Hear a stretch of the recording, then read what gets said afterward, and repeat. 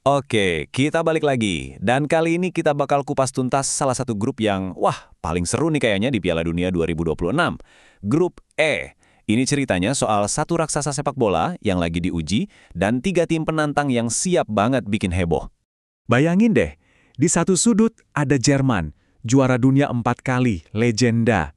Terus, di sudut lain, Curaçao, tim yang baru pertama kali dalam sejarah mereka masuk ke panggung Piala Dunia. Jomplang banget kan? Nah, kalau ngelihat perbedaannya yang jauh banget gitu, gampang lah ya mikir, udah ketebak lah ini grup hasilnya gimana. Tapi, emangnya sepak bola sesimpel itu? Yakin? Justru itu pertanyaan utamanya, dan kita bakal coba cari jawabannya bareng-bareng. Oke, langsung aja. Biar bisa jawab pertanyaan tadi, kita kenalan dulu satu-satu sama tim-tim yang siap jadi batu sandungan buat Jerman di grup E. Yang pertama, Ekuador. Jangan sekali-kali anggap remeh tim ini ya. Peringkat 23 dunia itu bukan main-main. Apalagi mereka lolos dari kualifikasi CONMEBOL yang kita tahu kan susahnya minta ampun. Mereka ini punya modal kecepatan dan fisik yang bisa bikin bek manapun kelabakan. Ingat kan tahun 2006 mereka sampai ke babak 16 besar. Pastinya sekarang mereka pengen lebih dari itu. Lanjut, ada Pantai Gading. Sang gajah dari Afrika akhirnya balik lagi. Wah, ini penantian panjang loh. Mereka terakhir main di Piala Dunia itu 2014. Kita tahu lah ya, tim ini isinya talenta-talenta individu yang ledakannya ngeri. Misi mereka udah jelas banget, lolos dari fase grup, sesuatu yang belum pernah mereka lakuin. Ini saatnya pembuktian. Dan inilah dia, tim yang ceritanya kayak dongeng di grup ini. Curaçao. Oke, peringkat FIFA-nya 82, jelas banget mereka underdog. Ini klasik sih, David lawan Goliat. Tapi jangan salah, mereka lolos ke sini bukan karena hoki. Mereka itu juara grup di kualifikasi CONCACAF. Artinya apa? Mereka bakal main lepas, tanpa beban. Dan justru itu yang paling bahaya. Coba deh kita resapi angka ini. 1. Penampilan pertama. Ini bukan cuma angka di atas kertas, ini momen sejarah buat satu negara penuh, puncaknya mimpi dan kerja keras bertahun-tahun. Jadi catat ya, mereka datang ke sini bukan buat jadi tim hore-hore. Oke, kita udah kenalan sama para penantangnya yang ambisius banget.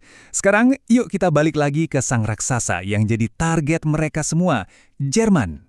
Dan kita lihat betapa gilanya talenta yang mereka punya. Kutipan ini pas banget sih. Intinya, semua mata tertuju pada satu nama, Jamal Musiala. Dia ini pusatnya, otaknya, jantungnya tim. Banyak yang bilang dialah yang bakal mimpin generasi baru Jerman yang katanya sih salah satu yang paling berbakat dalam puluhan tahun.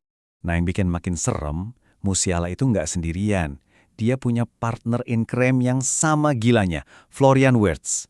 Bayangin aja, Musiala dengan gocekannya yang licin dan nggak ketebak, terus ada Wirtz dengan visi dan finishingnya yang dingin banget. Dua pemain ini di lini tengah. Udah deh, ini resep mimpi buruk buat bek manapun di dunia. Dan ini belum selesai. Kekuatan mereka itu merata banget. Coba lihat nama-namanya. Ada Leroy Sané yang larinya kayak kilat. Ada Kai Havertz yang bisa main di mana aja dan jago cetak gol. Terus di tengah ada sang kapten, Joshua Kimmich yang jadi jangkar. Di belakang, ada tembok kokoh Antonio Rudiger dan Nico Slotterbeck. Gila kan, skuadnya dalam banget. Tapi, di balik semua kemewahan skuad itu, ada satu masalah besar. Awan gelap yang bisa jadi ngerusak segalanya buat Jerman. Sesuatu yang jadi kendala terbesar mereka. Nah, dari yang tadinya kita ngomongin kekuatan mereka yang luar biasa, sekarang kita putar balik. Kita lihat titik lemah mereka yang paling krusial. Dan pertanyaannya jadi, apa masalah ini bisa bikin mereka tersandung? Dan masalahnya itu adalah badai cedera. Parah banget. Yang paling bikin deg-degan tentu aja, kondisi bintang utamanya, Jamal Musiala. Tapi nggak cuma dia, lini tengah mereka juga kehilangan Felix Niemcha dan Alexander Pavlovic. Bahkan sampai kiper, Jonas Urbik, juga cedera. Jadi kedalaman skuad yang tadi kita puji-puji itu, sekarang lagi benar-benar diuji habis-habisan. Pelatihnya sendiri, Julian Nagelsmann juga ngakuin. Dia bilang, ya frustrasi sih kehilangan beberapa pemain, tapi kita punya tim yang bagus. Nah, dari omongannya ini kita bisa lihat, dia sadar ada masalah, tapi dia juga masih percaya sama sisa pemain yang ada. Ini benar-benar ujian mental dan kualitas skuad Jerman. Oke, dengan kondisi Jerman yang lagi goyang dikit ini, artinya apa? Setiap pertandingan jadi super penting, nggak ada laga gampang. Sekarang, yuk kita lihat jadwal pertandingannya, karena ini yang bakal nentuin nasib semua tim. Nah, ini dia jadwalnya. Coba deh lingkarin kalender kalian, tanggal 20 Juni, Jerman lawan Pantai Gading. Ini ujian berat pertama buat mereka. Terus, lihat laga terakhir, 25 Juni, Ekuador lawan Jerman. Wah, ini bisa jadi pertandingan penentuan. Hidup mati buat lolos. 1 poin aja bisa jadi krusial banget. Ada fakta menarik nih. Soal laga Jerman lawan Pantai Gading. Ini baru pertemuan kedua mereka sepanjang sejarah. Yang pertama itu tahun 2009, laga persahabatan, dan hasilnya seri 2-2. Ini bukti loh kalau Pantai Gading itu bisa banget ngerepotin dan ngimbangin Jerman. Terus kalau laga lawan Ekuador, ini partai ulangan dari Piala Dunia 2006. Waktu itu Jerman jadi tuan rumah dan menang telak 3-0. Pertanyaannya, apakah sejarah bakal keulang lagi? Atau jangan-jangan Ekuador justru datang dengan misi balas dendam?